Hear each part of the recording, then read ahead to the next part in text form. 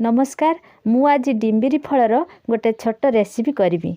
साधारणतः आम्भे माने गाँ गहली रे एही फलटी को रोषेई करि थाउ। एही फलटी बाड़ी बगीचा बण जंगल रे मिली थाए। आसंतु देखिबा वीडियो माध्यम रे एही रोषेई प्रणाली को। एही फलटी को आमे गछरु तोली आनी भलसे पानी रे धोइबा, जहा कि सेथिरे जो क्षीर लागि थाए से क्षीर उडी को पानी रे धोई देले टिके सफा हो जाए। किछि समय पानी रे पकेले ता भल भाव रे से क्षीर उडी को धोई जाए।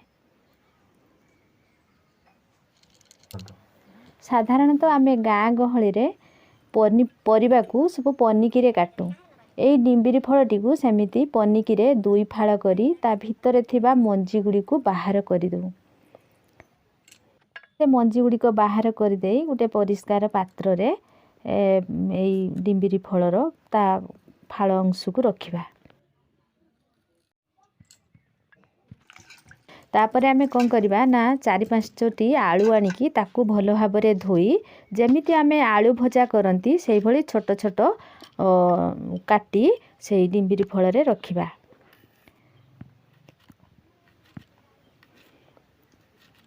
तापरे आमे पियाज काटिबा। एही डिम्बिरी फलर तरकारी को प्रस्तुत करिया पई प्रथमे आमे कोन करिबा ना पियाज काटिथिबा आउ सुखिला लंका हळदी लूण आउ तेल रखिबा। तापरे आमे चुली रे करेई बसेइबा। करेई रे प्रथमे करेई गरम हे गला परे आस्ते आस्ते करेईटी गरम हे जिवो। गरम हैला परे आमे तेल पकेइबा। तेल भलो भाबे गरम हे सारला परे आमे कोन करिबा ना सेथिरे किछि सुखिला लंका पकेइबा। सुखिला लंकाटी भलो से भाजीबा। लंकाटी भलो से भाजीबा। भलो से भाजी गला परे सेथिरे आमे पियाज पकेइबा। पियाज टी को समिति भाजीबा टिके ब्राउन कलर होबा पर्यंत पियाज टी को भाजीबा। तापरे आमे सेथिरे डिम्बिरी फल आलू कटा हेथिया ताकू पकेइबा। आउ लूण हळदी स्वाद अनुसार आमे पकेइबा। पकेइकी ताकू भल से भाजीबा। तापरे आमे से ताकू टिके घोड़ाई दबा।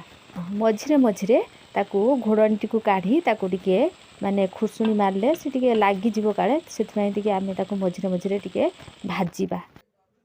तरकारी को आपण माने सकाळे पखाळ सहित खाई परिबे। बहुत स्वाद लागिवो। आउ यह डिम्बिरी फल देह पाई बहुत उपकार।